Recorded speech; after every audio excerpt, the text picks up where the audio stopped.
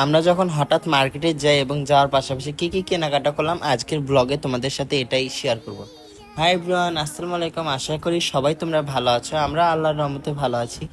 আমরা গিয়েছিলাম আজকে টাচে মানে লাইফ ওকেতে। লাইফ ওকেতে যাওয়ার পরপরই আমাদের শেষবারের মতো এক কথা, আমাদের সাইজ পাওয়া যায় না, যার কারণে আমরা অনেক দুঃখ প্রকাশ করে থাকি। তারপরই আমরা গিয়েছিলাম পুলিশ প্লাজা এবং সেখানে যাওয়ার পর আমরা অনেক আড্ডা দিই, পাশাপাশি আমাদের কাপড় চয়েস করি। মানে কিনতে চাইছিলাম না, হুট করে পছন্দ হয়েছে, যার কারণে আমরা পরে অবশেষে নিয়েই নিই।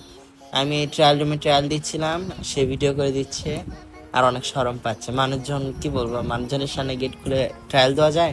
তারপর আমাদের কেনাকাটা শেষ। অবশেষে কেনাকাটা শেষে আমরা মেন কথা যাচ্ছিলাম হচ্ছে মেলার উদ্দেশ্যে। মেলার যাওয়ার আগে সে তার হাইট এবং ওয়েটটা মাপলো। সে মেপে অনেক সন্তুষ্ট, আর আমি এদিকে তার ব্যাগ উপাচ্ছি। তারপর আমরা ডাইরেক্ট মেলায় চলে আসছিলাম। মেলায় চলে আসার পর দেখো, মানে ভিডিও করলেই সে অশান্তি প্রকাশ করে, তাকে নাকি ইজি লাগে না ভিডিওতে। কি বলবো, তার চেহারা নাকি সুন্দর লাগে না। কে কে আছো তার সাথে প্রেম করার জন্য অবশ্যই জানাবে।